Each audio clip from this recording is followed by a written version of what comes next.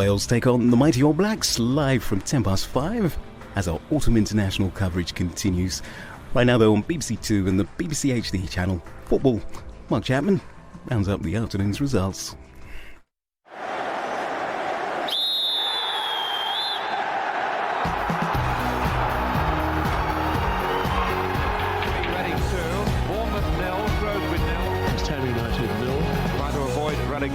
He was one of the heroes of the afternoon.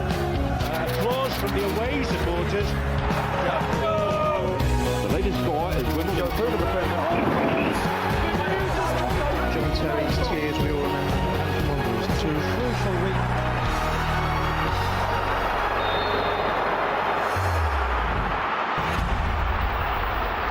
Hello, welcome to Final Score. So QPR's poor season brought an end to Mark Hughes' managerial reign yesterday. Mark Bowen and Eddie Nijvecki take charge at Old Trafford. We'll go there very shortly. Gabby's off filming Superstars at the moment, so I asked for my very own superstars and they gave me Garth and Steve. Make of that what you will. With all the action from the Football League and SPL as well, but this is how it stands in the top flight at the moment. Very, very tight in all the games. As you can see, Everton are a goal up on Norwich. Stoke the same, a goal up on Fulham. Charlie Adam with that goal. Reading lead Wigan by a goal to nil. West Brom won 4-2 at Sunderland in the early game. They're up to third as everything stands. As you can see, Manchester United 0, QPR 0. Let's get all the details on that match at Old Trafford. Here's Damien Johnson. Yes, Mark, Harry Redknapp can only be impressed with the grit at Old Trafford between Manchester United and QPR. Next, James Mason. Could be a big 3 points this for Reading. But indeed, they lead 1-0 at the half-time and their players already out on the field. But it was Wigan who dominated the first half, but found themselves 1-0 down at half-time after Sean Morrison's first goal of the season to give Reading a slender lead against the run of play. The sole centre-back rising high to power home a header from an in-swinging free kick from Nicky Shorey, much to the dismay of Roberto Martinez, who can argue his side should have been 2 up by then. Aruna Kone missing 2 gilt-edged chances. The players are back out on the pitch. It's Wigan 0, Reading 1. And Andrew James is at the Britannia Stadium for us this. People who just joined us on BBC Two, Steve Claridge. QPR have given it a go at Old Trafford, haven't they? They've defended well, they've created the odd chance. Well, when you consider how they played last week against Southampton, in terms of the opposition in the context of the game, it's been a completely different performance. There were rumours that some of the lads who got them out of the Championship weren't happy with some of the new lads. So they've gone back to the old guard, as we've heard, and they've actually played very, very well. There's a bit of fight and a bit of gumption, a bit of character and a bit of spirit. It's been sadly lacking this year. And we've seen a bit of that spirit and gumption. Clint Hill, Sean Derry in the thick of things. There's just a bit of passion about them, which when we've sat in this studio over the past 3, 4, 5 weeks, people have been saying has been lacking. Absolutely epitomised by 2 very clear incidents. One involving, I think it was Jamie Mackey. I thought he was onside. The entire studio, including the cameraman, said it wasn't. So I'm not going to argue with them. Having seen it again, they're probably right. It wasn't onside, but it was a great move. He could see across the line, and both Steve and I instantly saw it as strikers, because you can see along the line there's no need to wander offside. But he's obviously a little eager.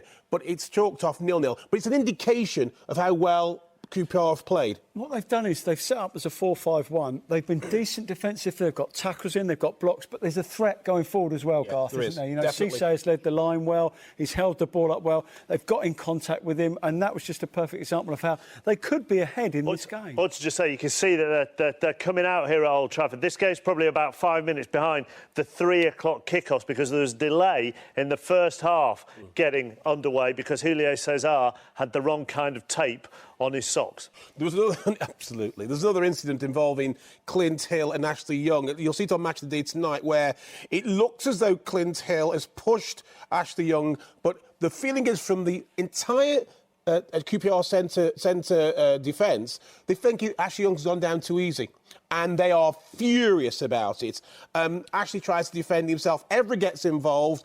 but it's an indication of how badly they want to win. But if Clint goes through you know, Clint always goes get up. He didn't go through. He was almost. He bumped into him almost. He didn't go down easy there. He's gone right through the back of him. Okay, it's not a penalty, but he's gone through the back. A couple of things just drops off the video printer there. David Cottrell, 7th of the season, former Sheffield United winner. He scored for Doncaster. Doncaster 2, Scunthorpe 0. Carlisle have increased their lead at Yeovil as well. Yeovil 0, Carlisle 2. And Prestatyn Town have either been incredibly unlucky and unfortunate, or it wasn't Gareth Wilson that was sent off for the deliberate handball. It was, in fact, Neil Gibson, because to lose 2 players for deliberate handball in the same minute is harsh and slightly careless. Let's go to the day's early kick-off in the Premier League, shall we? Sunderland 2, West Brom 4. It was watched by Steve Wilson. A brilliant game at the Stadium of Light, won by West Bromwich Albion, their 4th consecutive top-flight victory, something they hadn't achieved since 1980. They were 2-0 up through goals from Gira and from Shane Long. Simon Mignolet will look at himself for both, particularly the second one. But they got themselves back into it with a deflected Gardner free kick after half-time before Lukaku, with a penalty late on, seemed to have settled it for West Bromwich Albion. But then, 3 minutes to go, Stéphane Sessignon made it 3-2, and suddenly it was game on again. Sunderland pouring forward, hoping for a point, hit on the counter. Lukaku fed Fortune, found the corner. Sunderland 2, West Brom 4. These players deserve all the credit they get, because they've worked ever so hard this season. They've put themselves in a really good position in the league. They've made a lot of people sit up and take notice, and the games will get more difficult for us now. We start with another really difficult one Wednesday night, and that's our main focus. But at the moment, like I said before, the Albion fans can enjoy this little spell. You'll be able to see highlights of that match and all of the day's action. Match of the day tonight on BBC One and BBC One HD, 10:30. Alongside Gary, you've got Mark Lawrenson, Dion Dublin and Michael Owen. 10:30, BBC One. As you see, Port Vale have gone back in front at Aldershot in League 2 through Ryan Burge just after half-time. Aldershot 1, Port Vale 2. West Brom's season just continues to get better and better, Steve Claridge. It does. I mean, it was all round. It was a really good performance. I'm sure Martin will allude to the fact that, you know, they were their own worst enemies for a couple of the goals, Sunderland. But overall, you've got to say West Brom, they can go either way. They can sit and defend like they do normally, and then attack you on the counter-attack, or they can do it the other way, which they did first half, because it was Sunderland who were the team that actually sat deep and looked to play on the counter. So there's a nice flexibility to their game, and they're all obviously very, very confident and very at home with each other now, West Brom. And they're third this evening. They're in the Champions League places. Matt Holland last week, final score, talking about Ipswich, when Ipswich got into the UEFA Cup as it was then. They never thought... People kept writing them off, but they always said they used that as motivation. They were going to keep going, and they never fell away.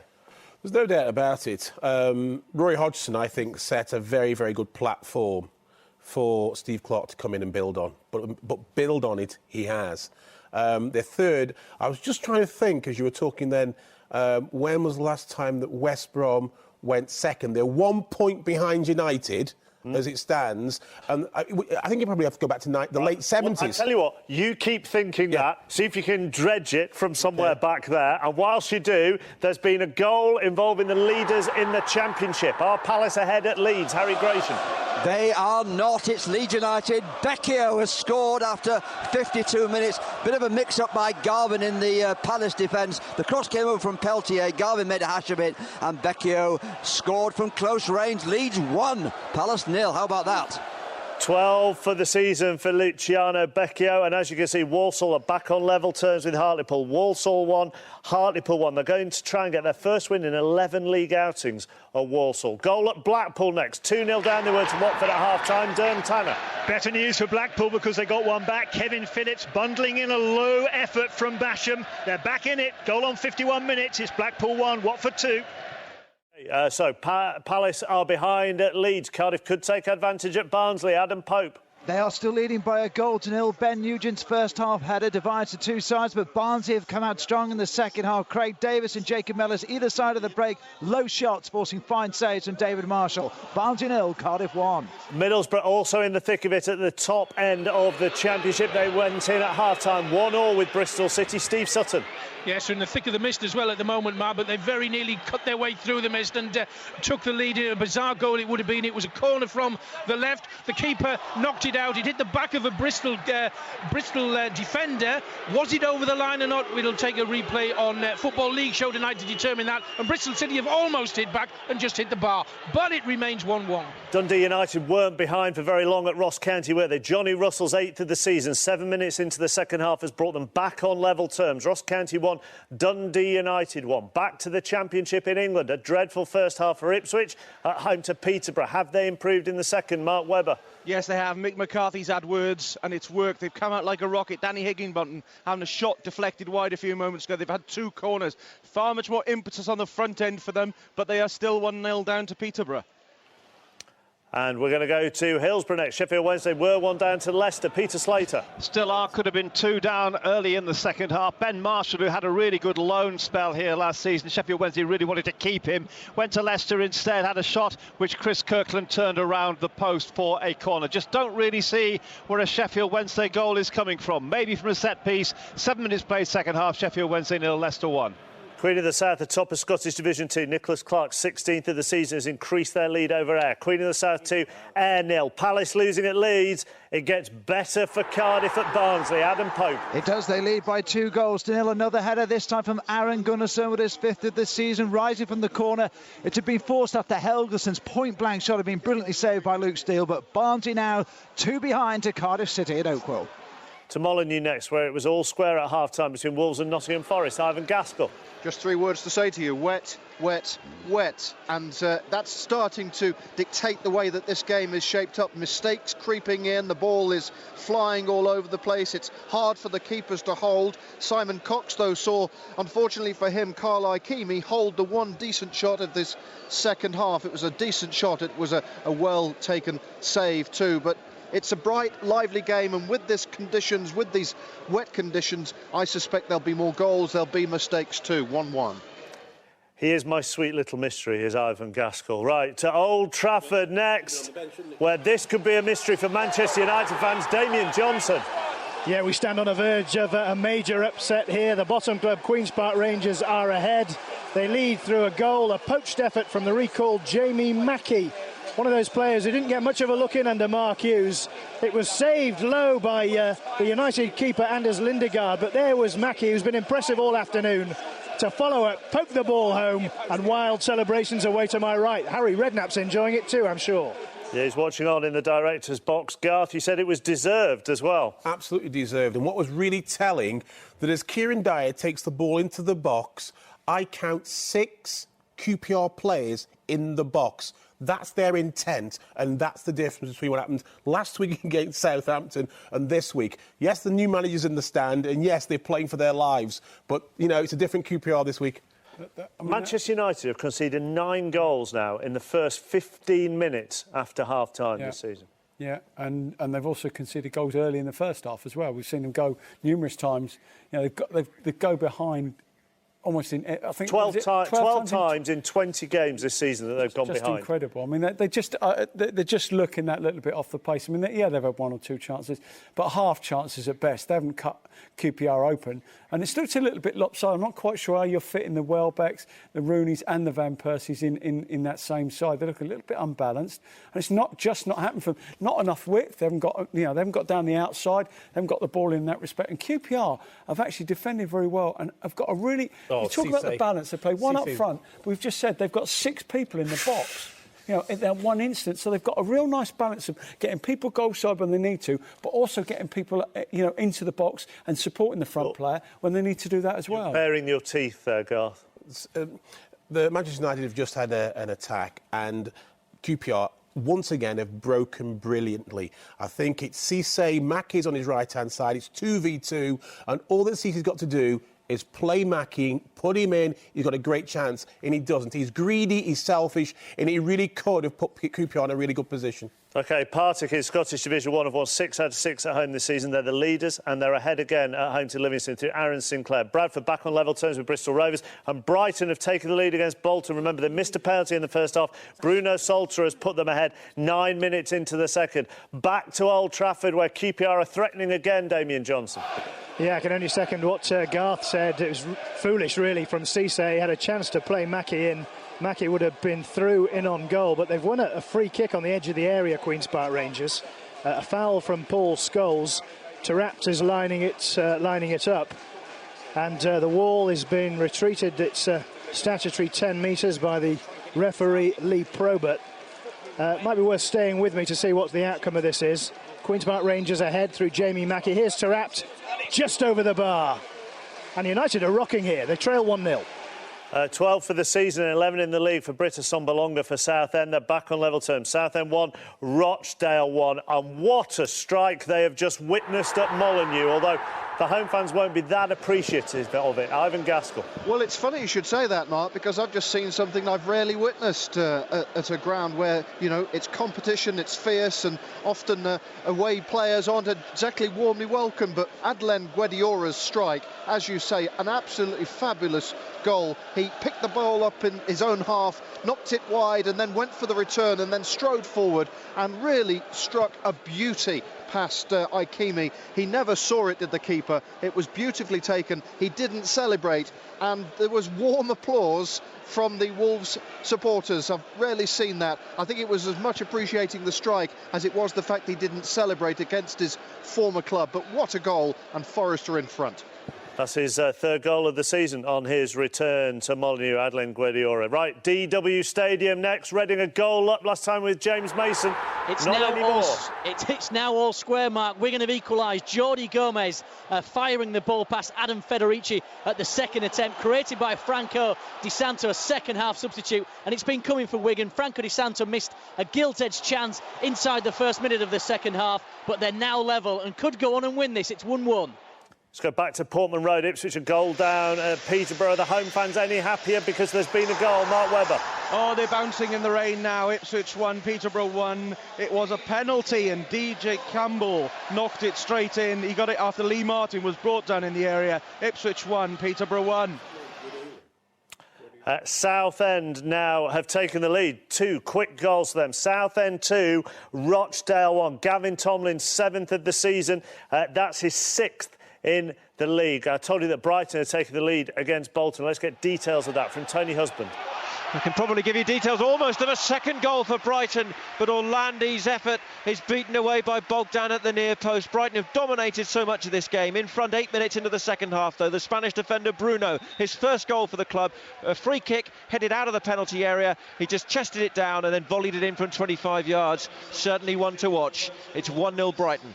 MK Dons are 5 points adrift of Tranmere at the start of play, the leaders in League One, but they're 3-0 up on Colchester. Now the former Liverpool defender John Semabor has scored there, and as you can see, confirmation of Wigan's equaliser from Jordi Gomez 13 minutes into the second half. And is that deserved for Wigan, Steve Claridge? Yes, undoubtedly. I mean, they would have struggled to comprehend how they would have found themselves behind in this game. They've had plethora of chances, 4 or 5 really good opportunities, haven't taken them. And all of a sudden you're starting to think, Reading are starting to get a foothold in this game and take some control, and they get their deserved equaliser. So yeah, all to play for. Not a plethora of chances at Old Trafford, but a plethora of substitutions. Damien Johnson.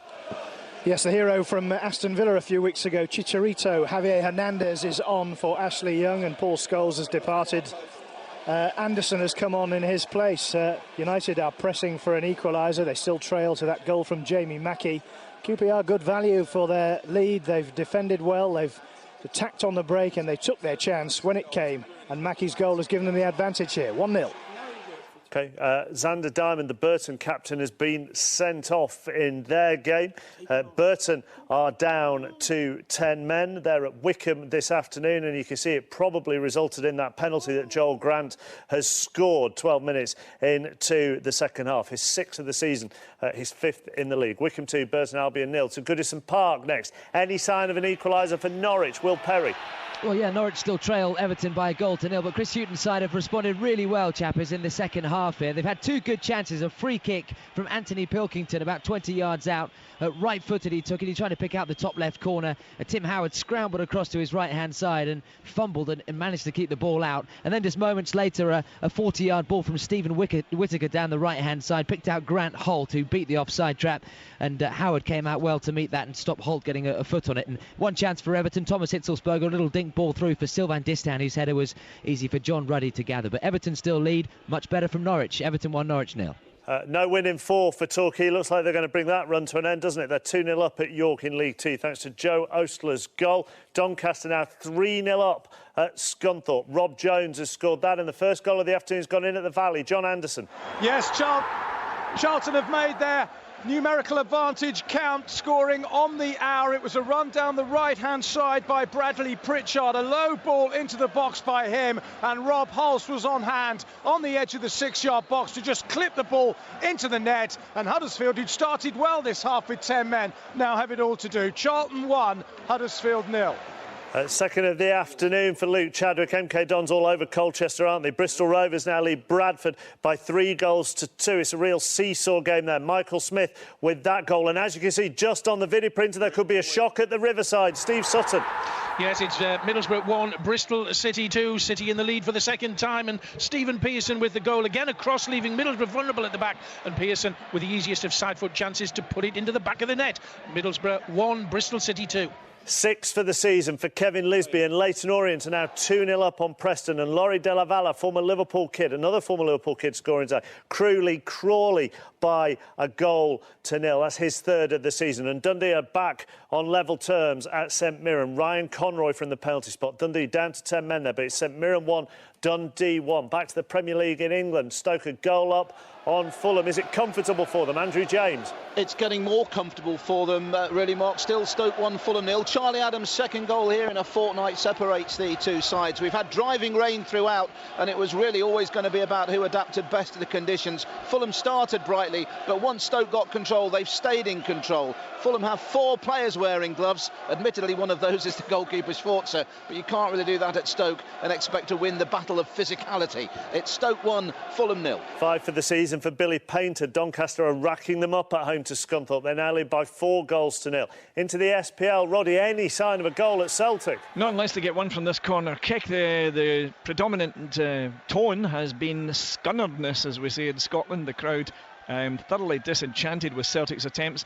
Cally Thistle coming more and more into it in recent times. This corner kick coming over from Mulgrew, but still no attempt or no real sign of them breaching this blue cordon set up by Terry Butcher, and that's why as we move past the hour mark, it's Celtic 0, Cally Thistle 0.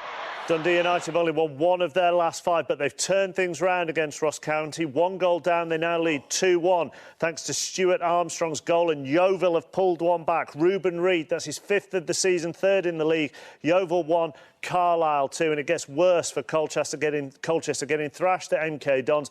Gavin Massey has now been sent off for them for violent conduct. Back to the SPL, Ian Turner, Hibs against Aberdeen at Easter Road. Yeah, we played 20 minutes second half, certainly 20 minutes of the second half, and it's certainly more exciting than the first. Still 0-0, Hibs providing most of the excitement, and Lee Griffiths in particular. He's had no fewer than 4 good efforts, an overhead kick well saved, a shot that was parried by the keeper, he then shot just wide, and then a great free kick just over the bar. Hibs doing the pressing now, but 0-0. Okay, let's go back to Molineux in the Championship. Not a goal, but what looked like a very nasty injury, Ivan Gaskell. Yeah, Simon Cox went in for a challenge, and as he came away from the challenge, he went down in agony. Didn't look to be the challenge itself that had caused the problem, and if I was to hazard a guess, I would say he looked like he may have a serious Achilles problem. He looked in great pain. He was down for 4 or 5 minutes. He was carried off, and the left ankle was put in some sort of splint. He was taken off, and there was a warm round of applause from the home supporters. I think everybody here recognises that looked a nasty one, and we'll keep our fingers crossed it isn't as bad as it looked. But anyway, 65 minutes in here, it remains Forest winning 2-1. Thank you very much. Jack Midson's 5th of the season from the penalty spot means AFC Wimbledon have pulled one back in League 2 against Morecambe. Morecambe 2, AFC Wimbledon 1, and there's been a goal at Old Trafford. Damien Johnson, who's got it? It's an equaliser for Manchester United. It's Johnny Evans with his 3rd goal of the season. Corner swung over from the left-hand side. Welbeck got a header on. Down in the 6-yard box, lurking there was Evans up from the back, and he's headed Manchester United level. It's Manchester United 1, Queen's Park Rangers 1. Don't let the ball bounce. Is that what you were saying, Garth? In the 6-yard box. And if you do, you get what you deserve. The header's come through. There's a fracas now going on. Evans Hill's in the heart of it, and it looks like QPR showing signs of a little frustration, a little bit of anxiety. United have equalised. You know, we know what normally comes next. But they've played really, really well, and they mustn't let this equaliser unsettle them. 2 for the season for Matt McClure, 2 for the afternoon, 5 in total for the season. Wickham 3 up against 10-man Burton Albion, 2 for the afternoon as well for Laurie de la Valle, and Crewe are 2-0 up on Crawley, and Plymouth are behind to Chesterfield. They're going for 3 straight league wins for the first time this season at Paul Cook's men, and Mark Richards has got the goal for them at home park. Plymouth 0, Chesterfield 1. The ball has been in the net, I think, at the DW Stadium, but it's been ruled out. James Mason. Yes, Wigan thought they had taken the lead. Franco Di Santo, the second half substitute who's revitalised Wigan, had the ball in the net, and now Wigan have equalised. I was just double-checking because Di Santo's been involved in everything, but it's Jordi Gomez who scored his second goal of the game. A diving header at full stretch. A lovely cross on the left from Jean Beausejour, the Chilean winger who has been fantastic this afternoon. Well, some of his crosses have been hit or miss. This was hit. A brilliant cross. Wigan are back in lead, and they deserve it, Mark. 2-1. Same side, Garth, you were saying. It's come from the left. Both goals have come from the left-hand side, and Reading have been slow. There's literally no attempt to stop the cross. They're not even near the ball, and the player comes in. Great diving header, but once you allow... That's a great cross and a great header, isn't it? I mean, he's 40 yards out. I mean, you can understand why... And you're entitled to put a cross in like that when you're a Premier League player. There's no defender in front of you. It's a fantastic cross, though. You've got to stop the cross. That is one thing that when you look around, a lot of old professionals talk about the game now and say that's something, a figment of the game, that people don't stop the ball from going in the box enough. You know, they don't try hard enough to stop the ball, but that is just a wonderful cross. And Jordi Gomez, it's a great finish again. That's 2 for him today. Have you scored diving headers like that, you two? I'd take the silence as a no. James Hansen's 6th of the season means... I'm surprised you're asked. Well, yeah, I'm stupid for asking, really. It went off my shoulder, but not that. Bradford back on level terms, as you can see at Bristol Rovers. Bristol Rovers 3, Bradford 3. Great game at Bristol Rovers. Will Perry, Norwich could have equalised at Everton. They could have done, and it's Leon Osman who's cleared off the line for Everton. Robert Snodgrass squared his ball back to Grant Holt after a nice build-up move from Norwich, and Holt's shot was kept out by Osman scrambling back. Norwich looked like a completely different side to the first half. Obviously, Chris Hughton's half-time team talk has had much effect, but they do still trail by a 1-0. They've lost 9 of their 10 visits to Celtic of Inverness, Caledonian Thistle, but they have taken the lead this afternoon through Billy Mackay. It's his 7th of the season, and we will get the details from Roddy very shortly. And Carlisle's lead is now back to 2 at Hewish Park. Joe Garner's 8th of the season. He's Carlisle's top scorer. Yeovil 1, Carlisle 3. Let's get details of that Billy Mackay goal for Inverness, for Roddy. Yes, indeed, it was yet another of those breaks I was describing to you last time we come over to Celtic Park. 64 minutes gone, this time Tom Roberts bolting into the Celtic box, a drag back that left 2 Celtic defenders on their rear ends, and he curled the ball towards the back post where it was tapped in by Billy Mackay. I have a suspicion there might have been offside there. You'd want to see it again, but the fact remains that it's now Celtic 0, Cali Thistle 1. We're going straight back to Old Trafford, where QPR haven't learned to defend those balls into the box. Damien Johnson. They've been undone by a set piece, and Darren Fletcher making his first Premier League start of the season with a powering header into the bottom corner. You have to feel for Fletcher. He's been out so long with that career-threatening illness, but he rose highest in the area, thundered a header low past Cesar. Normal service resumed. United lead 2-1.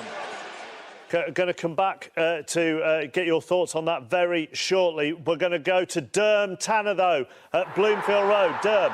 Where it's Blackpool 1, Watford 2, but just for a few moments ago, Tom Ince very nearly equalised. It's been completely different since the changes of Thiago Gomez and Isaiah Osborne coming on in midfield for Blackpool. They are bossing it at the moment, but they're still behind by 2-1. Might not have been a goal at Blackpool, but there has been a goal at Blackburn. Andy Barwell. And it's been a fantastic goal as well. It's Millwall who are ahead here at Blackburn. Millwall travelled to Ewood Park on the back of a 10-game unbeaten run. They've just taken the lead here. A rocket of a shot from Chris Wood. Is on loan from West Bromwich Albion. He's done so well at Birmingham City and Brighton on his travels, but he's here with Millwall now. He never gave Paul Robinson a chance. It's Blackburn 0, Millwall 1. 8 for the season for Chris Wood. Stephen Thompson, second of the afternoon, means St Mirren are 2-1 up on Dundee. And Gillingham have lost their goalkeeper this afternoon. Stuart Nelson has been sent off. The leaders are down to 10 men, and whatever the incident was, it evidently led to a penalty. And James Beattie, who is now at Accrington Stanley, has scored from the spot, and it is Accrington 1, Gillingham 1. QPR and set pieces, Steve Claridge. Yeah, I mean, that has been their nemesis this year. How many times have we seen from dead ball situations? 2 corners today. Welbeck firstly at the far post unmarked. Fletcher comes in between the 2 centre-halves, and both the centre-halves are saying where he's come from, unmarked. And that's what's cost them in a game that they've been fantastic in. But that has been a problem all season. Dead balls going into the box and people not doing their job defensively. And obviously not from a QPR point of view, but from a Manchester United point of view, you could feel the warmth coming through the screen amongst the players and the fans for Darren Fletcher scoring. Yeah, absolutely. He's a terrific header. But why set pieces are so dangerous is because you expect anybody with an semblance of quality to put the ball where he wants to. Why? Because he's unopposed. And the point I'm making time again, and it's nothing to do with age, it's nothing to do with generational football, it's to do, if you haven't got people to close the space down, quality will hurt you. Manchester United come from behind again. They're 2-1 up on QPR. And what another week it's been at Stamford Bridge. Roberto Di Matteo became the 8th manager, dismissed by Roman Abramovich. I tell you what, we won't go to that little clip of Rafael Benitez, shall we? Because Manchester United, you would have thought Damian Johnson, are now home and dry. It's looking that way because Chicharito, Javier Hernandez, has come off the bench to score a 3rd goal. It was a lovely move. Hernandez, a real predator and a real threat from the bench, or indeed starting the game. It was a lovely move, through ball, and there was Chicharito on the penalty spot where he does most of his best work, fired it low, past Cesar, and it's 3-1 United. 3-1 to United. Let's go into the Championship. Leaders Crystal Palace behind at Leeds last time with Harry Gratian, but there's been another goal at Ellen Road. Harry. A cracker from Paul Green for Leeds United, a volley from about 15 yards. Defensive mishap again for Palace. I have to say that Leeds, since that news of the takeover, are a different team at the moment. They lead 2-0, Palace in real trouble now.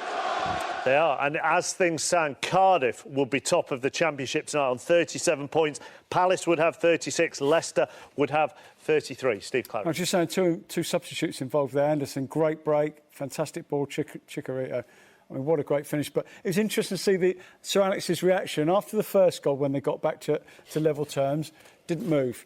Second one, a little bit of a smile. Third one, got up and actually punched the air as if to say, I think we can actually finally say we've put this one to bed, but it's been a long time. We've had this discussion as regards Javier Hernandez before. We have it about Edin Dzeko as well. That when they start, they don't seem to be effective. When they come on off the bench, this season in particular, when they come on from the bench, they make a difference. Why? Yeah, I mean, it's been the case all season for Man United, hasn't it? I mean, you felt today without the changes, they lacked a little bit of width. They kept being very, very central in all their play, and all of a sudden the game has opened out a little bit because of that, and he's able to take advantage of that space. It was interesting that Fletcher, who didn't come on last week, he's been in there and he's looking, he's got legs. Do you think it's given them a bit more energy? Yes, definitely. Yeah, that's his game, and they've benefited today. OK, right, let's try this Chelsea link again, shall we? Roberto Di Matteo became the 8th manager, dismissed by Roman Abramovich following defeat against Juventus in the Champions League. And now the former Liverpool boss, Rafael Benitez, has been appointed interim manager at the club and instantly had to start winning over the fans.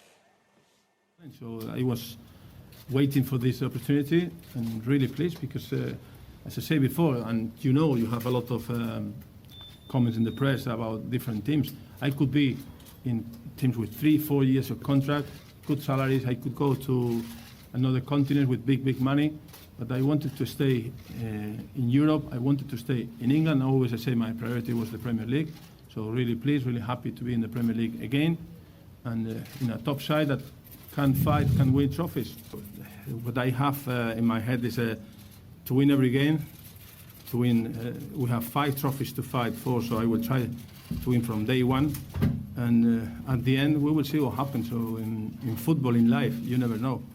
So 7 months, you can win some trophies, and I'm sure that everybody will be delighted.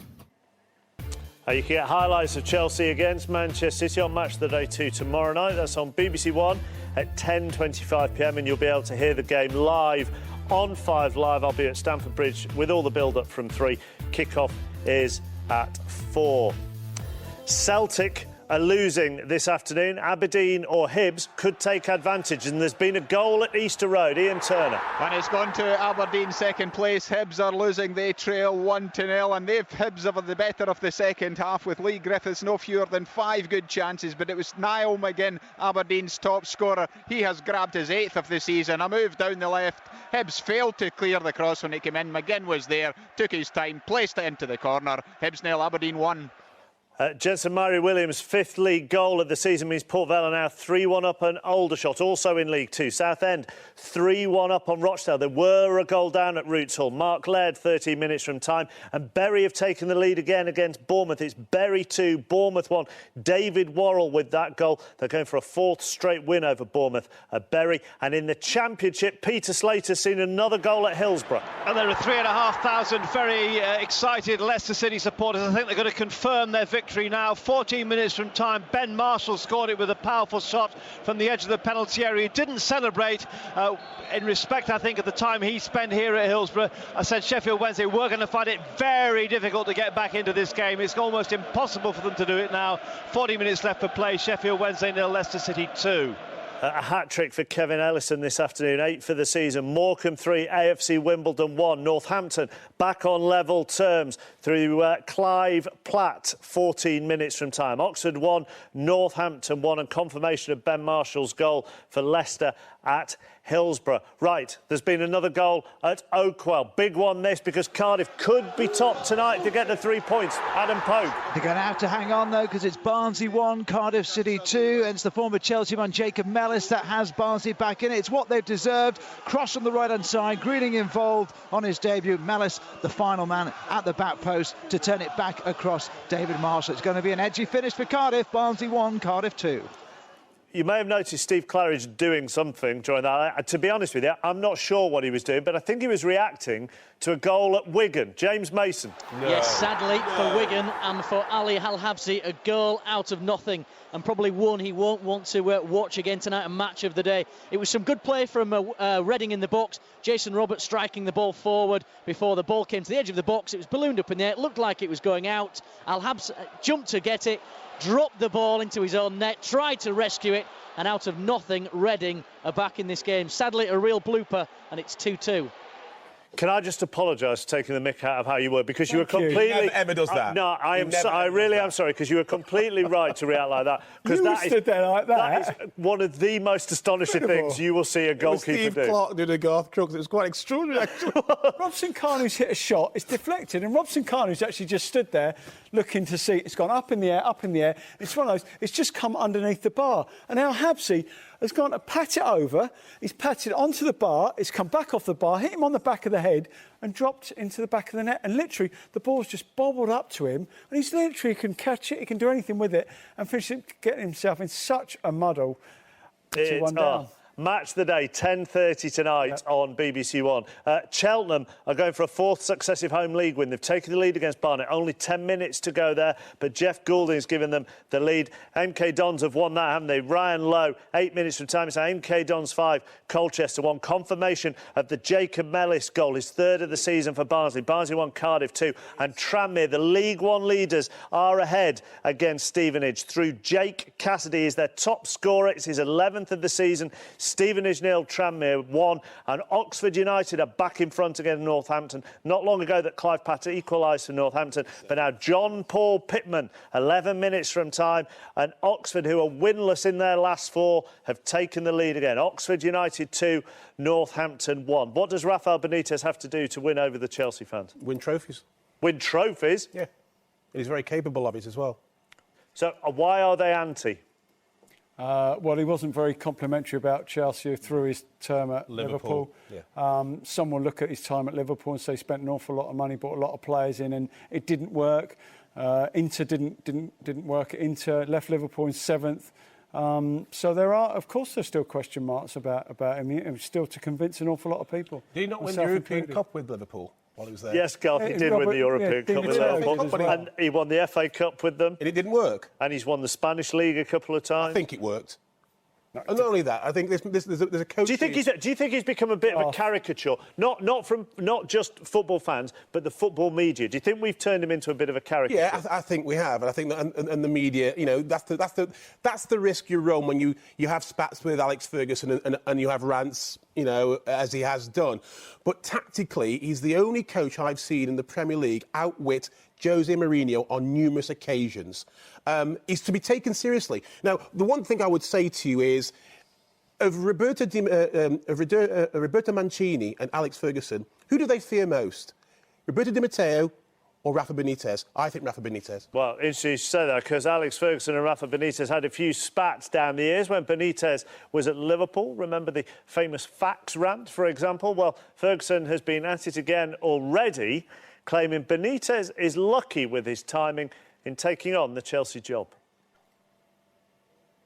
Everyone feels for Roberto Di Matteo, quite rightly. I mean, it's quite amazing that you win the FA Cup and the Champions League. And I think the biggest disappointment for me is that in 2 weeks' time they're going to the World Championships. You know, you thought they'd waited 2 weeks and give the guy a chance to win a World Championship. And of course, Rafa Benitez is very lucky because in his CV in 2 weeks' time, he could have 2 World Championships to his name. And have nothing to do with the teams. He's already getting his digs in, isn't he? Fears him. Do you think that's fear? Yeah, I do. I honestly think that Manchester United, Alex Ferguson thinks he's capable, with the team he's got at Chelsea, Rafa Benitez is capable of winning the Championship and or the FA Cup. Garth, he challenged once in 6 years at Liverpool in the Championship and left them in 7th position. So I'm not sure he fears him that much with regard to the Premiership, but hey, they might have just might be just a bit of a personality clash. I don't know. But you're not saying to me, Steve, that Rafa, with that personnel, cannot win the Championship. I don't think they can. The way that they are, I'm not sure they can. I mean, the way that the top teams are playing, and they're not, you know, none of them are really setting the world alight in that respect. And we've seen in Europe that we're probably not as good as we used to be, certainly the Premiership, with going into Europe, which is the real test. But I don't know. Yeah, I mean, he's got good players, but there's a lack of balance there. Very There's telling. something quite missing there. They can't defend when they haven't got the ball, Garth. That's It's very telling when Rafa Benitez says there's 7 months and you can win trophies in 7 months. That's what he said. It's quite clear where his intent is. Plenty of time, Garth, and understandably, he's got the personnel, he's got the credibility, and he's certainly got the coaching nous. Right, that's Rafa Benitez done. We're going to go back to the goals. They're starting to go in again. Into the last 5, 6, 7 minutes or so around the country. The leaders in the Championship, Palace are at Leeds. Is the comeback on at Ellen Road? Harry Gratian. Yeah, it could be. Peter Ramage with a header. Lovely play, I have to say, by Dicker Choi. His cross caused the problems. He came racing in, did Ramage, to head home from 5 yards. So, 4 minutes left. Leeds lead 2-1. What a game this is now. 2-1 there, 2-1 at Oakwell as well. Cardiff hanging on, Adam Pope. They are somewhat, because Ruben Noble-Lazarus, one of the substitutes, has come on and just fired a shot straight at the keeper David Marshall, and Akos Buzaki, who's been given his debut, has done likewise as well. 2-0 sounded comfortable from those 2 headers from Nugent and Gunnarsson, but certainly that goal from Jacob Mellis has it very tight. With 8 minutes remaining, it's Barnsley 1, Cardiff 2. Certainly a lot more comfortable now for Manchester United at Old Trafford than it was 20 minutes ago, Damien Johnson. Yes, absolutely. The turnaround just about complete. They lead 3-1. They're still pressing for another one. Queen's Park Rangers defending gamely. Quite noticeable, actually. I've spotted in the last few minutes a flurry of substitutions by Queen's Park Rangers, and every single one of the men coming off the pitch, giving Mark Bowen, who's just in charge today, a big hug. You sense it could be a farewell for him once Harry Redknapp takes the reins for real. His side have done him proud today, but they trail 3-1. Kilmarnock, despite having 10 men, are back on level terms. The big centre-half Michael Nelson, 5 minutes from time. Kilmarnock 1, St Johnstone 1. I think the fingernails will be being bitten at Goodison, won't they, Will Perry? Well, they will be, but Everton need to seal this, and they have a free kick. It's 20 yards out, just over to the right-hand side. Javier Garrido just brought down Leon Osman, and it's Leighton Baines who's going to take it, and he steps up, left-footed, and it's gone into Alexander Tete, who clearly came out of that wall very early, and I think Everton are going to have another go at a free kick here. Naismith, just a moment ago, was clean through on goal. He had Nikita Jelavic over to his left-hand side. I think he tried a lob. It was either a lob or a pass that went completely wrong, and David Moyes was absolutely furious. And Norwich have come close. Stephen Whittaker, a crosser on the right-hand side, picked out Anthony Pilkington, who of course scored the winner, didn't he, against Manchester United last weekend, and his header was easy for Tim Howard. But they have had their chances, Norwich. We've got 3 minutes left. It's Everton 1, Norwich 0. Cardiff Beath haven't won any of their last 8 in Scottish Division 1, and they're behind right at the death against Morton Lewis Hawk. With that goal, and St Mirren look like they're going to get all 3 points against Dundee. There's been 2 for Stephen Thompson this afternoon, and now Dougie Imrie, 3 minutes from time. Looks like he's sealed the points there. Who's going to get the win at the DW Stadium? It was looking like Wigan until the Al Habsi clanger, James Mason. Yeah, Wigan were well and truly on top, Mark, as you said before. That freak goal, I suppose, for Reading, and it's changed the complexion of the game and the atmosphere around the DW as it's Reading now who are reinvigorated and going for the win. And every time the ball comes into the box, the Wigan box, should I say, there's a collective gasp around the stadium. But Wigan still holding on. They should be winning, but it's 2-2.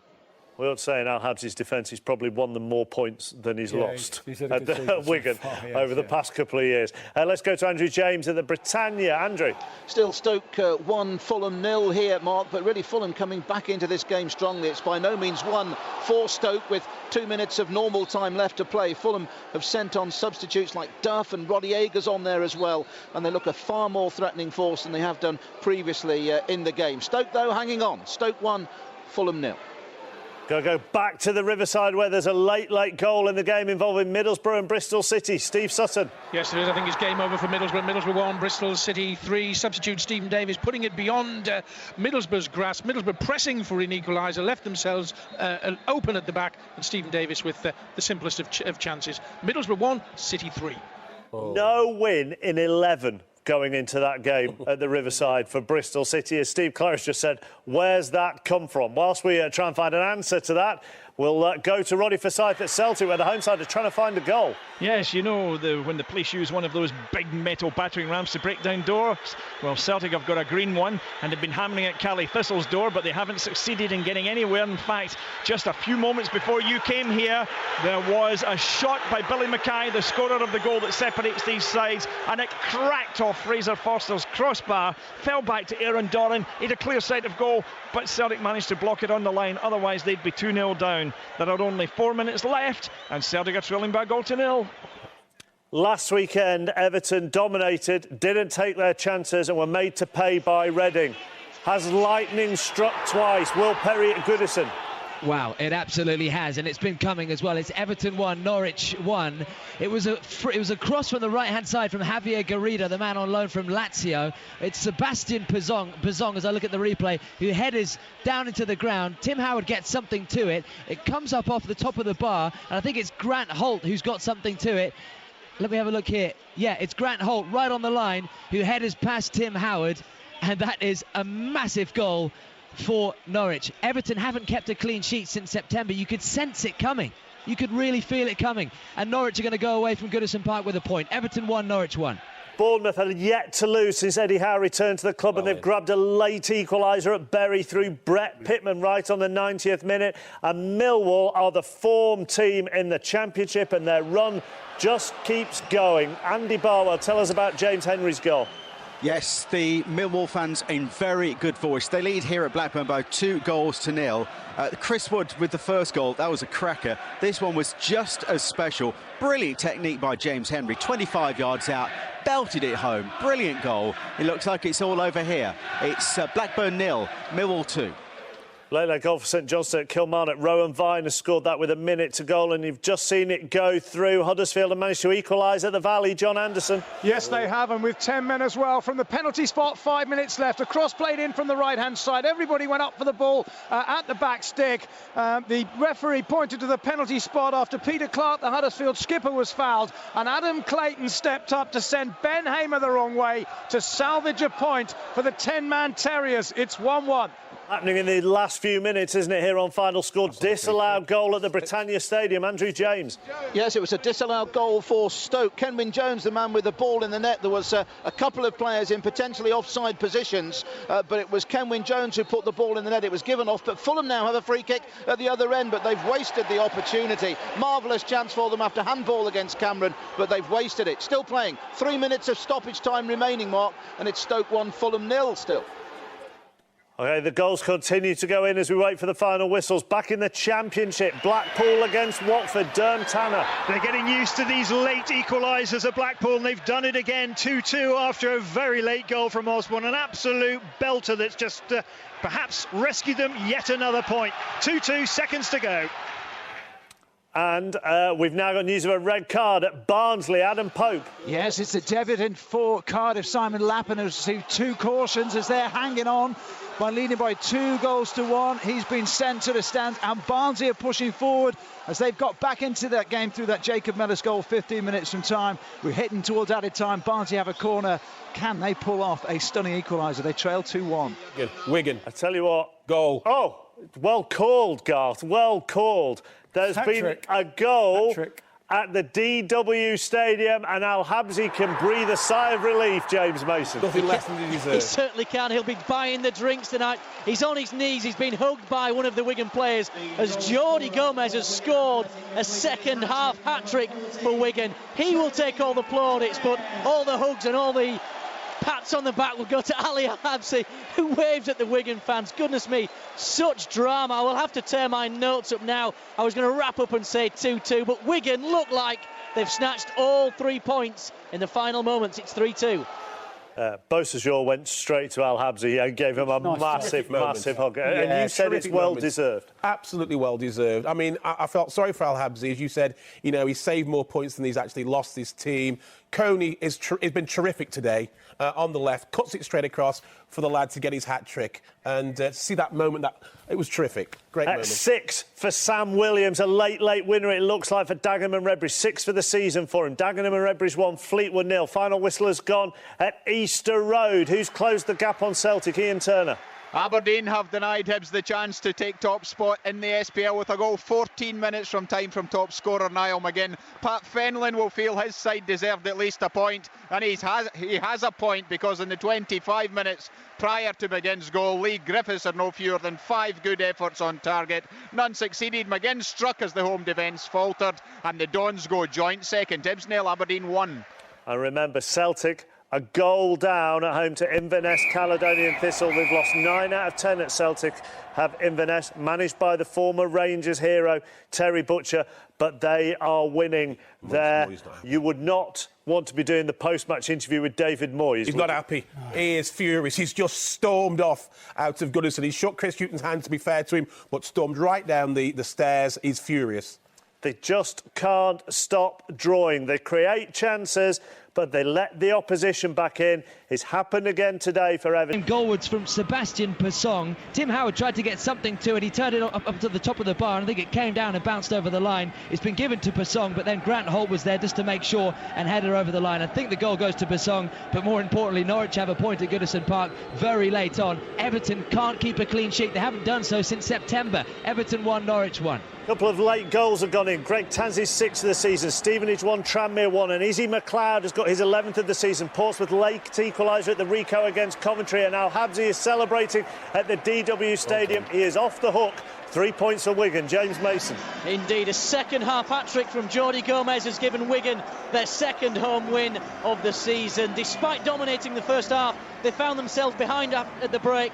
Sean Morrison's powerful header giving Reading a surprise lead, but the second half was a different story. Franco Di Santo came on. He had one ruled out for offside himself before creating the equaliser for Jordi Gomez, and Wigan's attacking philosophy started to pay off from there on. Jordi Gomez putting them in the lead after completing a fine move, diving to meet a delicious cross from John Beausejour on the left. There looked to be only one winner, with Reading breaking sporadically, but on one such occasion came the moment of the match. You referred to a looping shot from Hal Robson-Khan, who looked to be landing over the bar before Ali Al-Habsi jumped up to get the ball, tried to collect it, tipped it onto the back of his head and the bar before going into the net. It was 2-2, but Wigan continued to push. The game was petering out. Aruni Kone found Jordi Gomez racing in at the last moment to score, and all 3 points go to Wigan. It ended Wigan Athletic 3, Reading 2. There's a man who looks like he's been through the ringer. Again, but the bottom club have shown they have the fight to stay up with Harry's help. Going into today, Stoke were unbeaten in 12 at home. Better make that 13 now, Andrew James. Yes, it was hard work for them, but they did it effectively, as you would expect from Stoke City perhaps. Stoke 1, Fulham 0. Charlie Adams' goal separating the two sides. Adam, who scored his first goal for Stoke here a fortnight ago against QPR, doing it again here against another side from the capital. Shawcross thumped a header against a bar that would have really sewn it up in the first half at 2-0, but Fulham more resilient in the second half. They sent on Rodieger and Duff as substitutes and looked a much better side with that particular formation, but Stoke hung on and could indeed have clinched it still further had Kenwyne Jones not been disallowed a goal for offside in the closing stages of the game. Stoke City 1, Fulham 0. We're on the red button until 6 o'clock tonight. If you've just joined us there, thank you very much for joining. We will show you all the full-time results very shortly and all the reaction from the day's big stories to come over the next hour. Let's go to the Championship, where we've got new leaders. Harry Gratian has seen Palace lose at Leeds. Yes, superb win for Leeds, Mark. Becchio and Green gave them a 2-goal lead, deserved two after poor Palace defence, but Ramage's header on 86 gave Palace real hope. Then there was a goal line clearance from Michael Tong in added time. Just what Neil Warnock needed, just what the new owners needed, but not what Palace wanted. David Ngog's got a late equaliser for Bolton at Brighton. Brighton 1, Bolton 1. The Championship has new leaders then. It's Cardiff. Adam Pope. Don't know how, though, but they won 2-1. It was shaky, though. Ben Nugent and Aaron Gunnarsson with headers either side of half-time should have put them in an unassailable lead. But the hosts bounced back. Jacob Mellis, 15 minutes from time with a shot across goal to halve the arrears. Akas Bousaki and Jonathan Greening had great debuts. They almost got equalisers. Simon Lappin on his debut for Cardiff was sent off. They saw the ball cleared off the line, and Barnsley have a penalty claim turned down right at the death. But Cardiff are top. They won 2-1. If you want your say on the day's action, then Robbie Savage is with me for 6:06 on Radio 5 Live from 7 o'clock tonight. It'll follow the Wales-New Zealand rugby. And later on 5 Live, you'll be able to hear Ricky Hatton's comeback fight. Colin Murray and Barry McGuigan will be at the MEN Arena for the fight from 9:45 tonight. Here they are then, your full check on the day's football results with Neil Turner.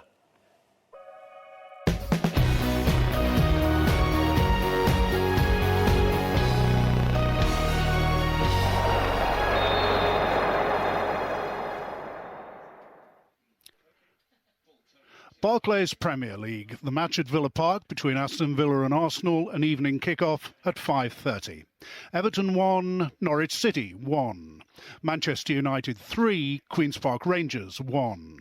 Stoke City 1, Fulham 0. Sunderland 2, West Bromwich Albion 4.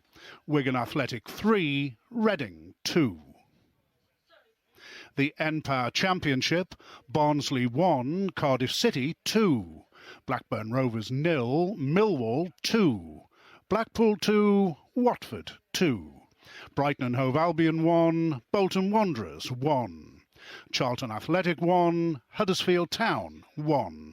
The match between Derby County and Birmingham City, an evening kick-off at 5:20. Hull City 0, Burnley 1. Ipswich Town 1, Peterborough United 1. Leeds United 2, Crystal Palace 1. Middlesbrough 1, Bristol City 3. Sheffield Wednesday 0, Leicester City 2. Wolverhampton Wanderers 1, Nottingham Forest 2. N-Power League 1, Brentford 2, Sheffield United 0. Bury 2, AFC Bournemouth 2. Coventry City 1, Portsmouth 1. Crewe Alexandra 2, Crawley Town 0. Doncaster Rovers 4, Scunthorpe United 0. Leyton Orient 2, Preston North End 0. Milton Keynes Dons 5, Colchester United 1. Notts County 1, Swindon Town 0. Oldham Athletic 1, Shrewsbury Town 0. Stevenage 1, Tranmere Rovers 1. Walsall 1, Hartlepool United 1. Yeovil Town 1, Carlisle United 3. N-Power League 2, Accrington Stanley 1, Gillingham 1. Aldershot Town 1, Port Vale 3. Bristol Rovers 3, Bradford City 3. Cheltenham Town 1, Barnet 0. Dagenham and Redbridge 1, Fleetwood Town 0. Exeter City 0, Rotherham United 1. Morecambe 3, AFC Wimbledon 1. Oxford United 2, Northampton Town 1. Plymouth Argyle 0, Chesterfield 1. Southend United 3, Rochdale 1. Wycombe Wanderers 3, Burton Albion 0. York City 0, Torquay United 2. The Clydesdale Bank Scottish Premier League, Celtic 0, Inverness Caledonian Thistle 1. Hibernian 0, Aberdeen 1. Kilmarnock 1, St Johnstone 2. Motherwell 0, Heart of Midlothian 0. Ross County 1, Dundee United 2. St Mirren 3, Dundee 1. The Iron Brew Scottish Division 1, Erdrey United 0, Wraith Rovers 0. Dunfermline Athletic 4, Dumbarton 0. Falkirk 2, Hamilton Academical 1. Greenock Morton 1, Cowdenbeath 0. Partick Thistle 2, Livingston 0. The Iron Brew Scottish Division 2, Brecon City 4, Forfar Athletic 1. East Fife 2, Arbroath 1. Queen of the South 2, Ayr United 0. Stenhousemuir 0, Alloa Athletic 2. Stranraer 1, Albion Rovers 1. The Iron Brew Scottish Division 3, Annan Athletic 1, Clyde 3. Montrose 2, Peterhead 0. The Corvet Sports Welsh Premier League, Aberystwyth Town 3, Gap Connors Quay 0. Afon Lido 2, Bangor City 3. Airbus UK Broughton 5, Port Talbot Town 0. Newtown 1, Llanelli 1. Prestatyn Town 1, Ballatown 0. The New Saints 0, Carmarthen Town 3. The Danske Bank Irish Premiership, Coleraine 1, Glentoran 0. Donegal Celtic 2, Crusaders 5. Glenavon 0, Ballinamallard 1. Linfield 2, Ballymena United 1. And finally Portadown 1, Dungannon Swifts 1. So let's take a look at the tables then. Manchester United on top of the Premier League after fighting back to beat QPR. Manchester City will look to reclaim top spot against Chelsea tomorrow. West Brom up to third after victory at Sunderland. Made it their best start to a season since 1953, which answers a question Garth asked me about 2 hours ago. QPR's defeat at Old Trafford leaves them firmly rooted to the bottom of the table and still without a win. Reading's defeat at Wigan means Aston Villa can move out of the relegation zone with a draw against Arsenal in the tea time game. Cardiff are back on top of the Championship after a 3-week gap following a third successive win. Crystal Palace were beaten for the first time under Ian Holloway, so they're now a point off the pace. Leicester leapfrog Middlesbrough into third and head the chasing pack. Peterborough and Ipswich fought out a 1-1 draw, so that result does little to boost either side's league position. Bristol City picked up a shock win at Middlesbrough to climb 2 places to 21st and leave Sheffield Wednesday in the bottom 3. Tranmere stay top of League One after drawing at Stevenage. Big wins for MK Dons and Doncaster Rovers see them move up to second and third on goal difference after Sheffield United's defeat by Brentford. Portsmouth's first point in 7 games moves them out of the bottom 4. Hartlepool managed a point at Walsall, but they're still in deep trouble at the foot of the table. Gillingham's lead at the top has been cut to 2 points in League 2 after they were held at Accrington. Second place Port Vale won. Cheltenham also won to strengthen their grip on third. Rotherham are the big movers, going up 4 places into the final playoff spot.